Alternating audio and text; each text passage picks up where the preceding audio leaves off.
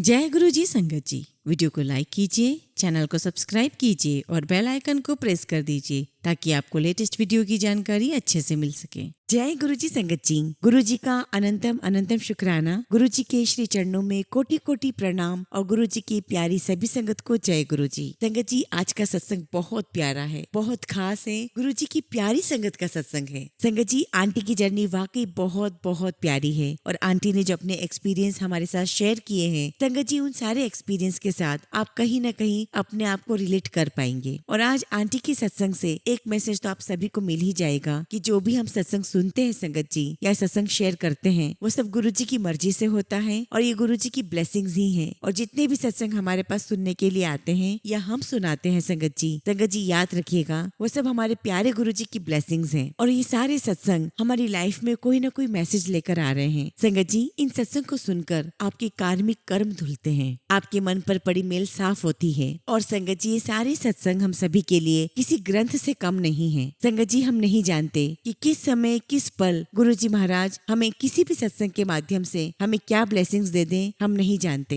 इसलिए संगत जी, पूरे भक्ति भाव के साथ, पूरे दिल से गुरु जी को याद करते हुए, पूरी सच्ची श्रद्धा के साथ सत्संग अंत तक सुने, पूरा सुने और सत्संग को बिल्कुल भी अधूरा ना छोड़े। संगत जी, अगर आप भी अपना सत्संग शेयर करना चाहते हैं तो सुंदर लिखावट में हिंदी में ईमेल आईडी और व्हाट्सएप पर शेयर कर सकते हैं। और अगर आप चाहें तो ईमेल आईडी और व्हाट्सएप पे टाइप भी कर सकते हैं। तो चलिए संगत जी, सत्संग शुरू करते हैं। संगत जी, आज हम जिनका सत्संग सुनने जा रहे हैं वो गुरु जी की प्यारी और ब्लेस्ड संगत मोनिका लखनपाल आंटी का सत्संग है। जय गुरु जी, शुक्राना गुरु जी। गुरु जी का लख लख शुक्राना कि गुरु जी ने मुझे मौका दिया कि मैं आप सबके साथ अपनी जर्नी शेयर कर सकूं। और जो गुरु जी के शब्द थे कि सत्संग सुनने वाले का भी भला और सत्संग करने वाले का भी भला होता है। संगत जी, पहले मैं इस बात को समझ नहीं पाती थी और मैं हमेशा सोचा करती थी कि क्यों संगत अपना पर्सनल एक्सपीरियंस सबके साथ शेयर करती रहती है। और जहाँ तक मैं समझती हूँ संगत जी, ईश्वर को देखना और उनको महसूस करना ये एक फेथ की बात है, ये एक विश्वास की बात है। और जो मेरी सोच है संगत जी, वो ये है कि फेथ एक ऐसी चीज है, विश्वास एक ऐसी चीज है, बल्कि मैं कहूंगी कि विश्वास वो लेंस है जिसके माध्यम से हम ईश्वर को देख सकते हैं। जितना ज्यादा हमारा फेथ बढ़ेगा उतनी ही हमें ईश्वर को देखने की क्लैरिटी बढ़ेगी। और संगत जी, मैं जितना सत्संग सुनती हूँ, हर सत्संग से मेरा फेथ और बढ़ जाता है और वही संगत जी मुझे गुरु जी के और करीब ले आता है। संगत जी, मेरी जर्नी गुरु जी के साथ 7-8 साल पहले शुरू हुई। तब संगत जी, मेरी सिस्टर इन लॉ की जो बेटी है वो बहुत ज्यादा बीमार थी और उस समय संगत जी मैं एक बहुत कंफ्यूज्ड स्टेट ऑफ माइंड से गुजर रही थी। और उस समय संगत जी मैं गुरु जी के बारे में ज्यादा कुछ नहीं जानती थी। हाँ, मैंने सुना बहुत था गुरु जी के बारे में कि गुरु जी कैंसर ठीक कर देते हैं, गुरु जी ये बीमारी ठीक कर देते हैं। लेकिन संगत जी, सुनना और एक्सपीरियंस करना ये दोनों बहुत अलग बात है। और जब संगत जी हम पहली बार गुरु जी के बड़े मंदिर गए, हम दरबार में गए, हमें बहुत बहुत अच्छा लगा, बहुत सुकून मिला, बहुत शांति मिली। और जिस प्रकार से हर मंदिर में हमें अच्छा लगता है संगत जी, फ्रैंकली स्पीकिंग यहाँ पर भी संगत जी हमें बहुत अच्छा लग रहा था। लेकिन फिर भी संगत जी मेरे दिमाग में ये बात समझ में नहीं आ रही थी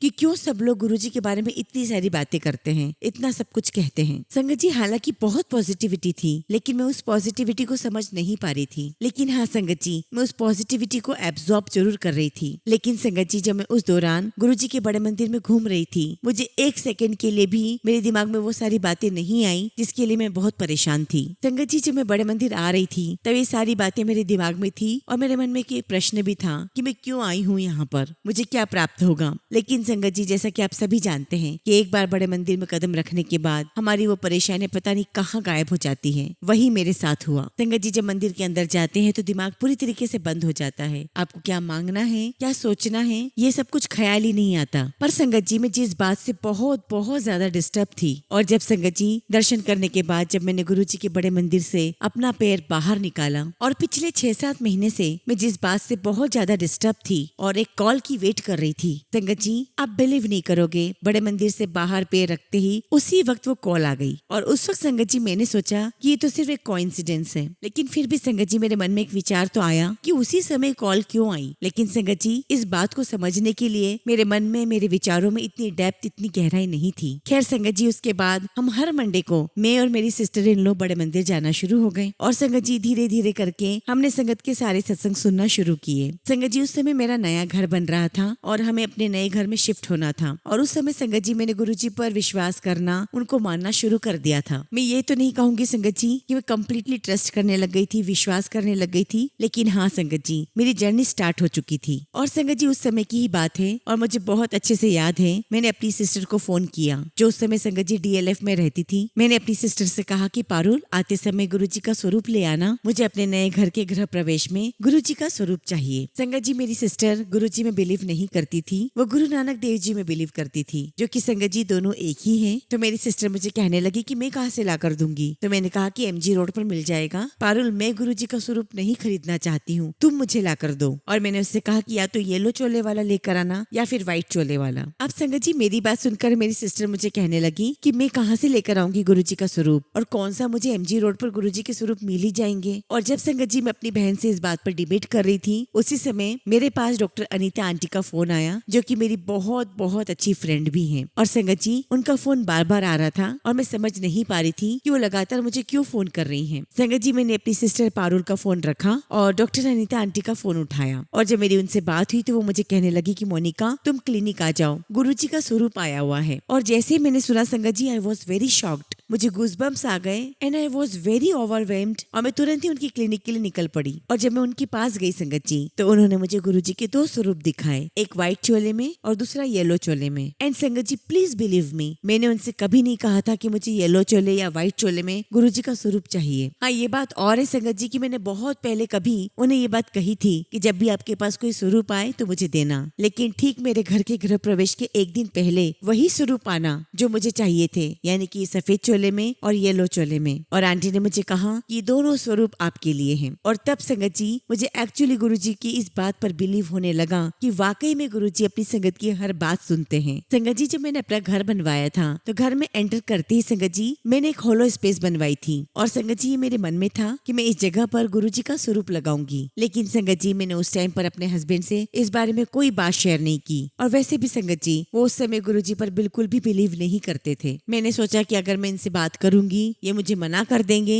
मुझे बुरा भी लगेगा और मन में बहुत सारे वहम भी आ जाएंगे। इससे बेटर है कि मैं बात ही नहीं करूँ इस बारे में। इनफैक्ट संगत जी उस बारे में जब भी कुछ बात होती कि यहाँ क्या लगाएंगे तो मैं भी उनकी हाँ में हाँ कह देती कि हाँ चलो यहाँ पर एक पेंटिंग लगा देंगे। सडनली संगत जी घर में शिफ्ट होने के 5-6 दिन बाद मेरे हस्बैंड उस खाली स्पेस के सामने खड़े थे और वो मुझे कहते हैं कि मोनिका, मैं सोच रहा हूँ कि यहाँ पर गुरुजी का स्वरूप लगा देते हैं। और संगत जी उनकी बात सुनकर मुझे खुशी भी हुई और मुझे हंसी भी आ गई, क्योंकि संगत जी गुरुजी महाराज खुद डिसाइड करते हैं कि उन्हें कब आना है। और संगत जी आज की तारीख में आप मेरे घर में जहाँ देखोगे वहाँ आपको गुरुजी का स्वरूप नजर आएगा। संगत जी मेरे घर में आपको हर तरफ गुरुजी ही गुरुजी दिखाई देंगे। आप एंटर करोगे तो गुरुजी दिखेंगे, आप मंदिर में जाओगे तो गुरुजी दिखेंगे, ऊपर वाले फ्लोर पर जाओगे सब तरफ गुरुजी ही गुरुजी हैं। उसके बाद संगत जी मेरे पापा जो कि बहुत बीमार हो गए थे, he was literally on a death bed. संगत जी उनका इतना बुरा हाल था कि 6-6 लोग उनको उठाते थे। और संगत जी उनके साथ कुछ न कुछ चल रहा था और डॉक्टर ने जो भी टेस्ट करवाए संगत जी उससे कुछ भी पता नहीं चल रहा था कि आखिर उन्हें हुआ क्या है। संगत जी मेरे पापा एक ऐसी स्टेज पर चले गए थे कि जहाँ वो अपने आप से ना तो उठ पा रहे थे ना कुछ कर पा रहे थे। इवन संगत जी वो खाना भी नहीं खा पा रहे थे। तब संगत जी हमने सोचा कि एक बार हम अपने फैमिली डॉक्टर को बुला लेते हैं। और संगत जी हमने उनको फोन किया और कहा कि एक बार आप पापा को एग्जामिन कर लीजिए। संगत जी फिर हमारे फैमिली डॉक्टर आए, उन्होंने पापा को एग्जामिन किया और मुझे कहा कि बेटा 2 मिनट साइड में आओ, मैंने आपके पापा को एग्जामिन कर लिया है, मुझे आपसे कुछ बात करनी है। और संगत जी जब मैं उनके पास गई तो उन्होंने मुझे कहा कि मैंने एग्जामिन कर लिया है आपके पापा को, आपके फादर को लिम्फोमा है यानी कि ब्लड कैंसर है। और अपने पिता के लिए ऐसी बात सुनना किसी भी बच्चे के लिए संगत जी वज्रपात के टूटने के समान होगा। लेकिन फिर भी संगत जी मुझे स्ट्रांग रहना था। मेरी मम्मी मेरे पास थी, मेरी छोटी सिस्टर थी और हमने डिसाइड किया संगत जी कि हम फाइट करेंगे। और डॉक्टर ने मुझे कहा कि आप प्लीज इनका जल्दी से जल्दी पेट स्कैन करवाइए और इनकी बायोप्सी करवाइए। संगत जी हम लोगों ने करवाए सारे टेस्ट, टेस्ट और संगत जी रिपोर्ट्स में आया कि मेरे पापा को लिम्फोमा है। फिर डॉक्टर ने मुझे कहा कि आप मुझे 2-3 दिन के बाद फोन करना ताकि मैं आपको ये बता सकूं कि आपके पापा का ये कैंसर कौन सी स्टेज का है और उसके अकॉर्डिंगली ही हम कीमो स्टार्ट करेंगे। अब संगत जी मुझे नहीं पता कि उस मोमेंट ऑफ टाइम पर क्या मेरे दिमाग में आया। मैंने कहा कि बस मैं सबसे पहले गुरुजी का सत्संग करूंगी और संगत जी हमने अपने घर में गुरुजी का सत्संग किया। संगत जी सत्संग बहुत अच्छा हुआ,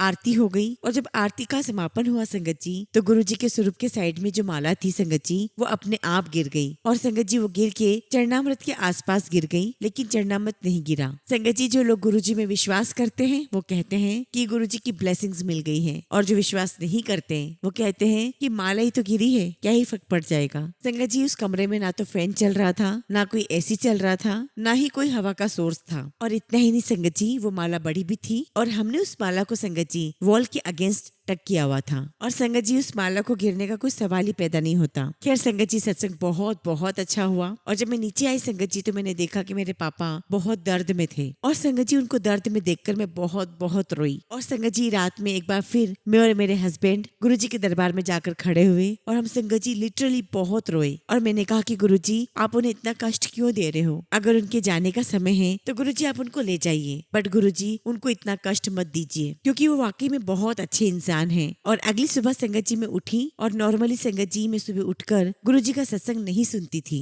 लेकिन संगत जी शायद इसको किस्मत ही कहूंगी, जिस ग्रुप में मैं थी संगत जी वहाँ पर एक सत्संग शेयर हुआ। संगत जी मैं अपने ड्राइंग रूम में आकर बैठी और मैंने उस सत्संग को सुनना स्टार्ट किया। संगत जी वो सत्संग था एक बच्चे का जो कि बहुत बीमार था और उसका मैदानता में इलाज चल रहा था और संगत जी उस बच्चे ने महीनों से कुछ खाया नहीं था और संगत जी उसके पेरेंट्स इलाज के लिए उसे कनाडा ले गए और उस पॉइंट ऑफ टाइम पर संगत जी उस बच्चे की सिस्टर को गुरुजी का सपना आया। गुरुजी ने उसके सपने में आकर के कहा कि तू मुझे बस 3 दिन दे और अभी इसकी दवाइयां बिल्कुल बंद कर दे। अब संगत जी उस बच्चे की सिस्टर ने जाकर के अपनी मम्मा को बताया कि मम्मा मुझे ऐसे ऐसे गुरुजी का सपना आया है, आप इसकी दवाइयां बंद कर दो। संगत जी उसकी मम्मा भी गुरुजी को बहुत मानती थी, लेकिन एक माँ होने के नाते उन्हें ऐसा लग रहा था कि मेरा बच्चा बहुत क्रिटिकल स्टेज में है और मैं इस पॉइंट ऑफ टाइम पर उसकी दवाइयां बंद नहीं कर सकती। तब वो बच्ची बोलती कि मम्मा आप गुरुजी में बिलीव नहीं करते, गुरुजी तो कैंसर भी ठीक कर देते हैं। और संगत जी उस बच्चे की मम्मी बहुत डिस्टर्ब थी और बहुत मुश्किल होता है, बहुत डिफिकल्ट होता है संगत जी इस पॉइंट ऑफ टाइम में कि आप दवाइयां बंद कर दें और गुरुजी पर विश्वास कर लें। संगत जी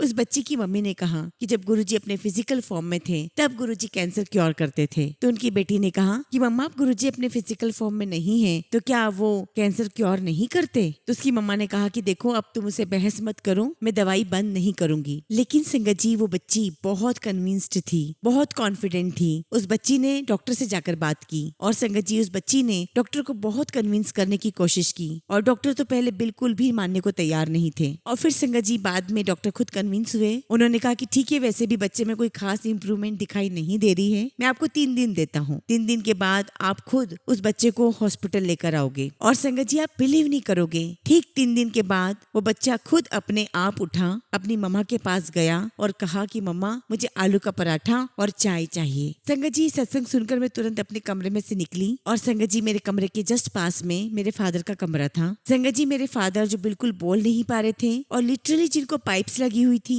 संगत जी वो उठ नहीं पा रहे थे, वो मुझे बोलते हैं संगत जी वो मुझे पंजाबी में कहते हैं मोना मैनू एक आलू दा पराठा और 1 कप चाय दे दे। और संगत जी मैं आपको बता नहीं सकती कि मेरी हालत क्या थी सुनने के बाद, क्योंकि वो आदमी जो पानी तक नहीं पी सकता था वो खुद आलू का पराठा और चाय मांग रहा था। It was really very shocking. मैं हंस भी रही थी और संगत जी रो भी रही थी। और संगत जी रोते रोते मैंने डॉक्टर को फोन किया। वो तीसरा दिन था संगत जी और मैंने डॉक्टर से कहा कि आपने मुझे फोन करने के लिए कहा था। तो डॉक्टर मुझे कहने लगे कि मैं आपको फोन करने ही वाला था और वो कहने लगे कि जो रिपोर्ट्स आई हैं उसके अकॉर्डिंग आपके फादर को लिम्फोमा है, कैंसर है। तो मैंने कहा कि ठीक है डॉक्टर आप मुझे ये बता दीजिए कि पापा को कीमो के लिए कब लाना है। तो डॉक्टर कहने लगे कि मैं आपको 2 दिन के अंदर बता दूंगा, तब तक ग्रेड पता लग जाएगा। एक तरफ तो संगत जी मैं बहुत खुश थी कि मेरे पापा ने मुझसे खाना मांगा, लेकिन संगत जी थोड़ी देर में ये भी कंफर्म हो गया कि उन्हें कैंसर था। और संगत जी उन 2 दिन के अंदर अंदर मेरे पापा उठ के बैठने लगे, चलने लगे, उनकी पाइप उतर गई, उन्होंने खाना खाना शुरू कर दिया, जो कि संगत जी हम सब के लिए बहुत बहुत सरप्राइजिंग था। अब संगत जी मैंने 2 दिन के बाद डॉक्टर को फोन किया और कहा कि डॉक्टर मेरे पापा उठ रहे हैं, खाना खा रहे हैं, वो सब कुछ काम कर रहे हैं, which is next to impossible. तो डॉक्टर मुझे कहने लगे कि इनफैक्ट जब हम आपके फादर का ग्रेड चेक कर रहे थे तो हमें पता चला कि उन्हें कैंसर है ही नहीं। तो मैंने कहा कि आपने तो मुझे पहले कंफर्म किया था कि ब्लड कैंसर है और पेट स्कैन में भी यही आया था। तो डॉक्टर कहने लगे कि ठीक है जो भी है, लेकिन अब जो रिपोर्ट्स आई हैं उसके अकॉर्डिंग आपके फादर को कैंसर नहीं है। तो मैंने सोचा कि ठीक है चलो कैंसर नहीं है। वो इंसान जो 2 दिन पहले तक उठ नहीं पा रहा था, कुछ खा नहीं पा रहा था, हिलडुल नहीं पा रहा था, जो डेथ बेड पर था, तीसरे दिन संगत जी वो घर में घूम रहे थे इस प्रकार से जैसे कुछ उन्हें हुआ ही नहीं था। संगत जी इस बारे में मैंने बहुत सारे लोगों से बात भी की, तो बहुत से लोगों ने ये भी कहा कि रिपोर्ट्स गलत भी आती है। तो मैंने कहा कि ठीक है रिपोर्ट्स गलत भी आ सकती है। जो आदमी अपने आप खड़ा नहीं हो पा रहा है उसे 6 लोग मिलकर उठा रहे हैं, फिर तो वो 3 दिन के अंदर मार्केट जाने के लिए रेडी भी नहीं हो सकता। और संगत जी मेरे पापा बिल्कुल भी गुरुजी में बिलीव नहीं करते थे, वो शिव जी को मानते थे। संगत जी मेरे पापा ने 3-4 दिन बाद जब अपना कंप्यूटर ओपन किया और संगत जी उनकी चैट हिस्ट्री में ना उनके गूगल हिस्ट्री में कहीं पर भी गुरुजी का कोई नामो निशान नहीं था। और जैसे संगत जी उन्होंने अपना कंप्यूटर खोला और जैसे यूट्यूब ओपन किया संगत जी, जो पहला गुरुजी का शब्द वहाँ था, शुक्राना करा गुरुजी तेरा शुक्राना करा। और संगत जी मेरे पापा ने मुझे आवाज देकर मुझे बुलाया था और मुझे अच्छी तरीके से याद है कि उनकी आवाज भी नहीं निकल रही थी क्योंकि वो अंदर से इतने ओवरवेल्म्ड हो चुके थे और बस वो रोते जा रहे थे और कह रहे थे कि किसने लगाया। और मैं उनकी तरफ देख रही हूँ और बोल रही हूँ कि पापा ये कंप्यूटर तो आपका है, ये लगा कैसे, ये तो पॉसिबल ही नहीं है, उनकी कंप्यूटर पर कैसे आ गया। और यही तो हमारे गुरुजी हैं संगत जी। गुरुजी के मिरेकल्स का कोई एंड नहीं है और गुरुजी ने अपने ये मिरेकल्स हमें बार बार दिखाए संगत जी, बार बार दिखाए। और संगत जी मुझे आज भी याद है उस दौरान जब मेरे पापा बिल्कुल ठीक नहीं थे और जब मैं उन्हें महाजन हॉस्पिटल में पेट स्कैन के लिए लेकर गई थी।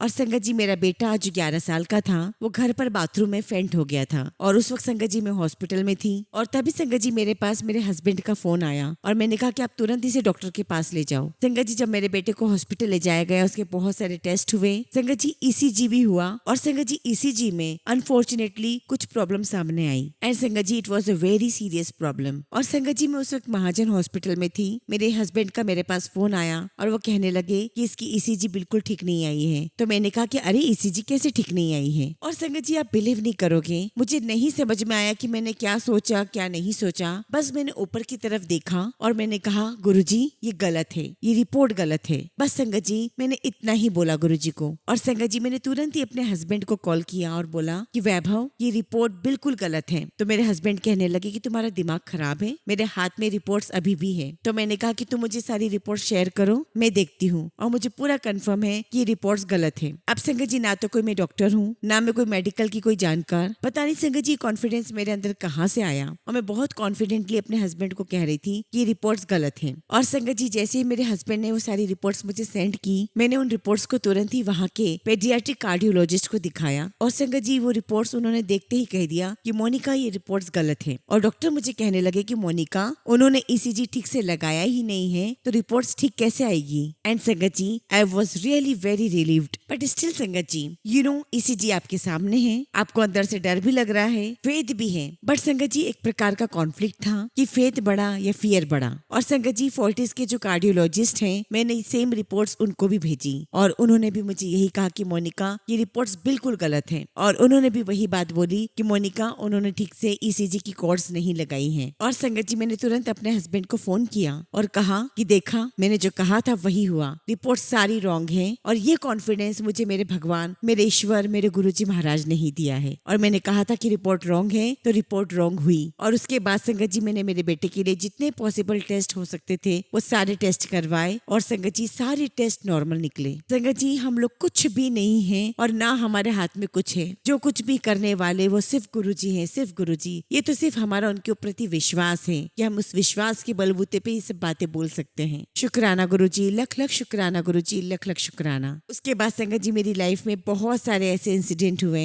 मेरा एक डॉग था संगत जी जॉई, जो कि संगत जी 14.5 ईयर ओल्ड था और संगत जी वो हमारे लिए हमारे पहले बच्चे के समान था। और संगत जी जब वो 14 ईयर्स का हो गया तो वो बहुत बीमार रहने लगा। और संगत जी मुझे याद है 18 अप्रैल को हमारी एनिवर्सरी थी और संगत जी मुझे और मेरे हस्बैंड को 10-15 दिन पहले से यू नो व्हाट एक गट फीलिंग आती है कि 18 को वो बिल्कुल ठीक हो जाएगा, कुछ होगा 18 को। लेकिन संगत जी मैंने और मेरे हस्बैंड ने डिसाइड किया हुआ था कि हम 18 अप्रैल के दिन गुरुजी के बड़े मंदिर जाएंगे एनिवर्सरी पर ब्लेसिंग्स लेने के लिए। और संगत जी 18 के दिन में तैयार हुई और मैंने अपने हस्बैंड से कहा कि चलो आज शाम को हम गुरुजी के बड़े मंदिर जाएंगे। और पता नहीं संगत जी अंदर से कॉल आई, शायद गुरुजी ने ही वो कॉल दी क्योंकि संगत जी खुद तो इतनी अकल होती नहीं जो समझ आ सके। मैं गुरुजी के स्वरूप के सामने गई और कहने लगी कि गुरुजी मैं आपके बड़े मंदिर आना चाहती हूँ, लेकिन लेकिन आप खुद ही कहते हो जब आपकी जरूरत घर में ज्यादा हो तो आप घर में रहो, मैं वहाँ भी ब्लेस कर देता हूँ। और संगत जी मैंने अपने हस्बैंड से कहा कि वैभव आज हम बड़े मंदिर नहीं जाएंगे, आज हम यहीं पे घर पे ही 1 घंटे का सत्संग करेंगे। संगत जी हमने 1 घंटे का गुरुजी का सत्संग किया,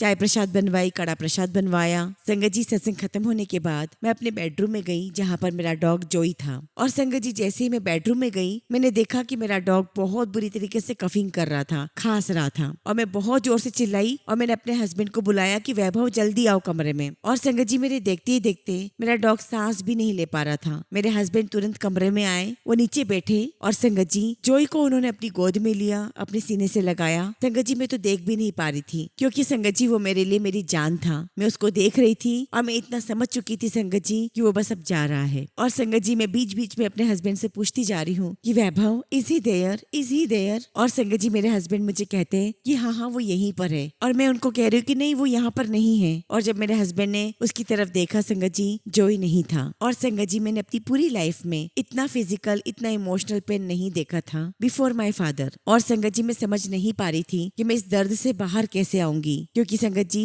मैंने अपने पेट को एक बच्चे की तरह ही पाला था। इसीलिए संगत जी मुझे समझ में नहीं आ रहा था कि मैं इन सब से डील कैसे करूंगी। और लिटरली संगत जी मैं गुरुजी से यही अरदास कर रही थी कि गुरुजी बस मुझे इस दर्द से बाहर आना है, मैं इस दर्द को बर्दाश्त नहीं कर पा रही हूँ। और संगत जी मैं बार बार एक ही बात रिपीट कर रही थी कि गुरुजी आप आ जाओ गुरुजी प्लीज आप आ जाओ, मेरी हेल्प करो। और मुझे आज भी याद है संगत जी कि गुरुजी महाराज ने एक बुक मेंशन की थी, द ऑटोबायोग्राफी ऑफ अ योगी। और संगत जी उसमें एक चीज थी, if you seek God you seek God and nothing else. यदि आप भगवान को खोजते हैं तो आप भगवान को ही खोजते हैं और कुछ नहीं। जब हम संगत जी गुरुजी के स्वरूप के सामने खड़े होते हैं तो हम सभी कुछ न कुछ गुरुजी से मांगते हैं। जरूरी नहीं है संगत जी की मटेरियलिस्टिक चीजें, लेकिन हम अपनी फैमिली के लिए भी कुछ न कुछ मांगते हैं। मेरे हस्बैंड, मेरे पेरेंट्स, मेरे बच्चे, ये सारी चीजें हम गुरुजी के सामने मांगते हैं। और संगत जी मांगने में मुझे कुछ गलत नहीं लगता, क्योंकि वही तो है हमारे पास जिनसे हम ये सारी चीजें मांग सकते हैं और उनसे हम ये सारी बातें कर सकते हैं। क्योंकि संगत जी हमारे लिए हमारे माता, हमारे पिता, हमारे सब कुछ गुरुजी ही हैं। और अगर संगत जी उनसे ये बातें शेयर नहीं करेंगे तो किससे करेंगे। लेकिन संगत जी उस दिन मैंने गुरुजी से कुछ नहीं मांगा, बस एक ही चीज बोलती रही कि गुरुजी बस आप आ जाओ, गुरुजी बस आप आ जाओ, मुझे और कुछ भी नहीं चाहिए गुरुजी, बस आप आ जाओ, क्योंकि मैं ये सब सहन नहीं कर पा रही हूँ। और संगत जी मैंने बहुत लोगों का सुना है कि कहते हैं कि गुरुजी मेरे सपने में आते हैं, लेकिन संगत जी मेरे सपने में तो गुरुजी कभी नहीं आए, इन 6 सालों में तो बिल्कुल भी नहीं। लेकिन संगत जी उस रात के 1 बज गए थे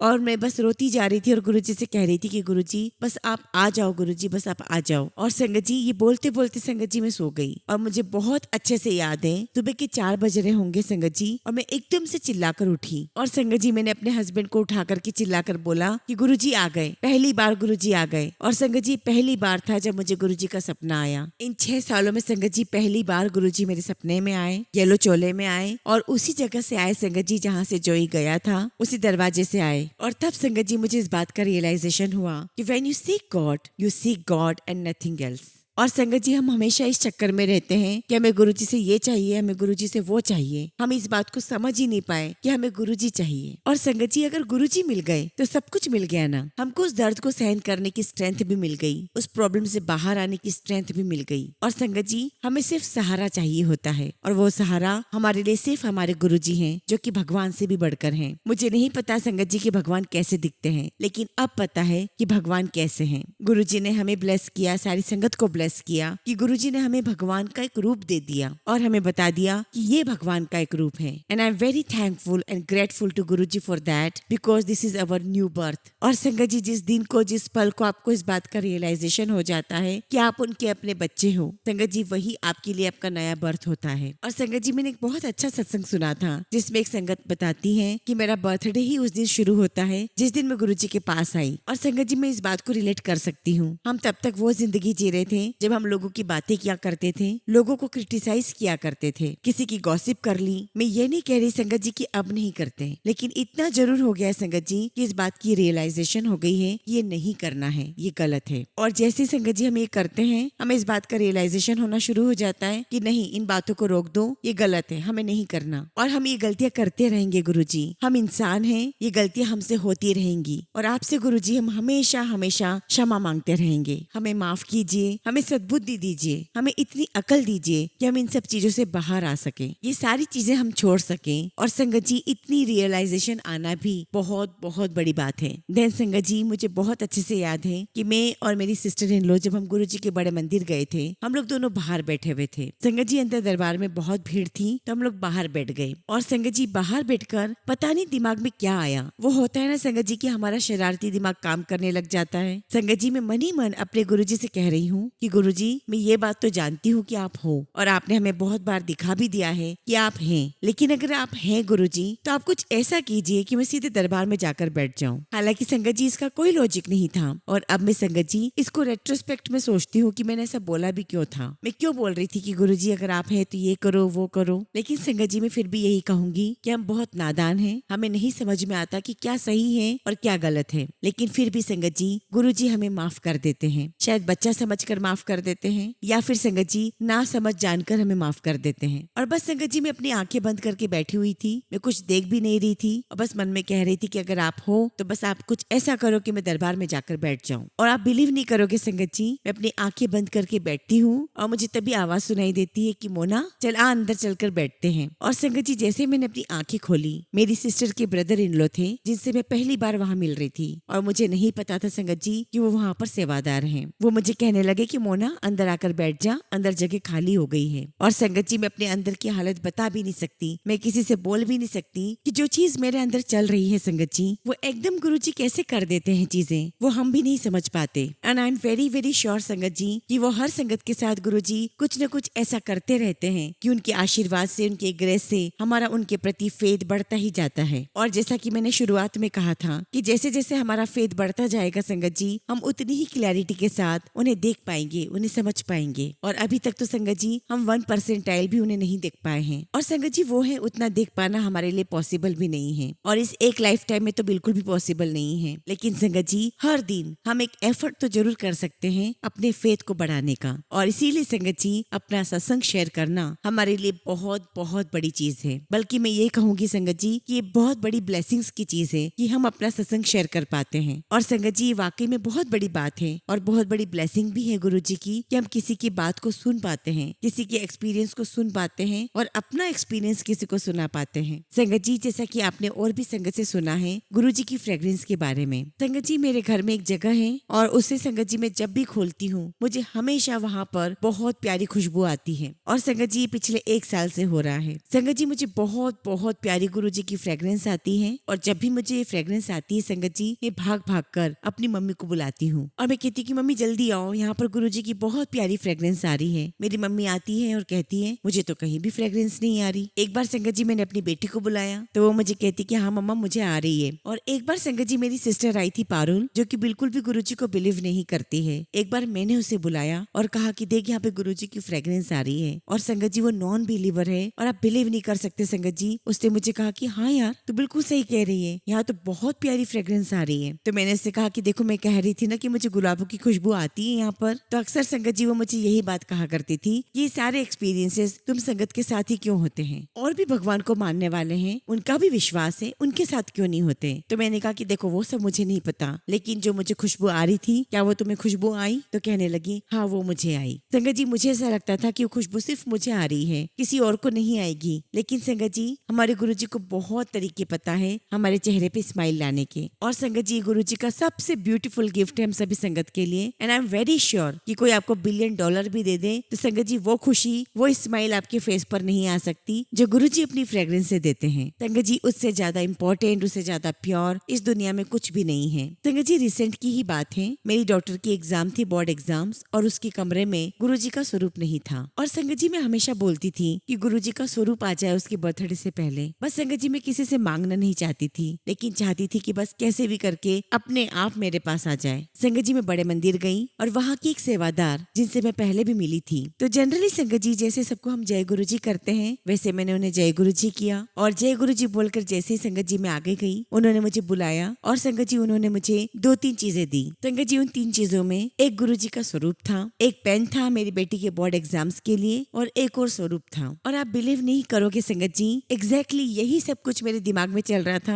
मैं यही सब गुरुजी से चाह रही थी। And I am very sure संगत जी की जो आप मुझसे एग्री करेंगे ये सारी चीजें हमें इतनी इतनी खुशी देती है जिसकी कोई लिमिट नहीं है। और अभी रिसेंटली संगत जी मैं गुरुजी के बड़े मंदिर गई, तो जब हम लंगर प्रसाद खाते हैं तो हमें वहाँ पर ब्रेड पकौड़ा प्रसाद मिलता है। और कई बार संगत जी आपको 2 ब्रेड पकौड़े मिलते हैं, कई बार 1 मिलता है। और जब संगत जी मैं उस दिन गई तब मुझे बिल्कुल भी अंदर से अच्छा नहीं लग रहा था, मैं बहुत लो फील कर रही थी। और मैंने मन ही मन गुरुजी से कहा कि गुरुजी बस आज आप मुझे ब्लेस कर दीजिए, मुझे बिल्कुल भी अच्छा नहीं लग रहा है। जिस प्रकार से संगत जी में एक दूसरे से बातें करते हैं, मैं मन ही मन गुरुजी से बातें कर रही थी कि गुरुजी बस आज आप मुझे कुछ ऐसा ब्लेस कर दीजिए, मुझे कुछ अच्छा नहीं लग रहा है। एंड यू वोंट बिलीव संगत जी, ऐसा नहीं है संगत जी कि मुझे पहले कभी 2 ब्रेड पकौड़े नहीं मिले हों। और मेरी सिस्टर इन लोगों संगत जी कई बार 2 ब्रेड पकौड़े मिलते हैं। और संगत जी मैं उसे हमेशा यही कहती हूँ कि तू ऑफिस जाने के लिए बहुत जल्दी में होती है ना, तो गुरुजी तुझे ब्रेकफास्ट करा के भेजते हैं। संगत जी उस दिन जब मैं गई तो मैं लाइन में खड़ी थी और मैं देख रही थी कि वो सबको लंगर प्रसाद दे रहे थे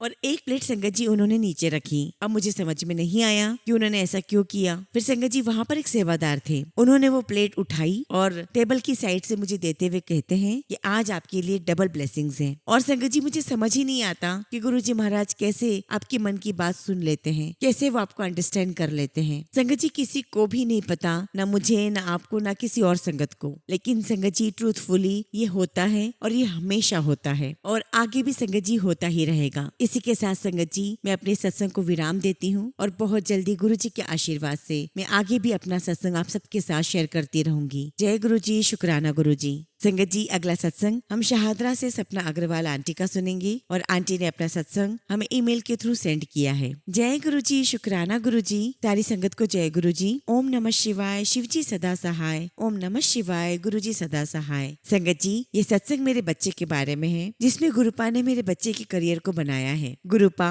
हमेशा मेरे परिवार के साथ हर मुश्किल समय में रहने के लिए आपका शुक्राना करती हूँ। संगत जी मेरे हस्बैंड को कैंसर था, घर पर कोई कमाने वाला था नहीं, तो संगत जी मेरे बेटे को 12th में ही किसी शॉप पर जॉब करनी पड़ी। काम के साथ संगत जी ग्रेजुएशन उसने पूरी की, पर उसके करियर की मुझे बहुत चिंता रहती थी कि जॉब का क्या होगा, कहीं भी अप्लाई नहीं कर पा रहा था, क्योंकि संगत जी हम यही सोचते थे कि वहाँ से छूटने के बाद घर का खर्चा कैसे चलेगा। तभी संगत जी मैंने गुरु जी के पास जाकर अरदास लगाई और संगत जी फिर एक दिन किसी ने कहा कि कानपुर में एक किसी कंपनी में अकाउंटेंट की जॉब है, सैलरी भी अच्छी है। पर संगत जी मैं घबरा गई, क्योंकि संगत जी मैंने अपने बेटे को अपने से कभी इतनी दूर नहीं भेजा था और सोचती थी कि यहाँ से छूटने के बाद कहीं जॉब ना मिली तो क्या होगा। मैंने गुरुपा से कहा अब आप ही कोई रास्ता निकालिए। और संगत जी मेरे कहते ही मेरे बेटे का फोन आया कि मम्मी मालिक तो शॉप बंद कर रहे हैं। और संगत जी मुझे ऐसा लगा जैसे गुरुजी ने ही मुझे रास्ता दिखाया हो कि शॉप तो बंद होगी, तू बेटा देख। फिर भी संगत जी मेरा मन नहीं माना और तब संगत जी मुझे गुरुजी का मैसेज आया, मैं तेरे बच्चे को नौकरी लगवा रहा हूँ, तू उसे एक्सपीरियंस के लिए भेज दे,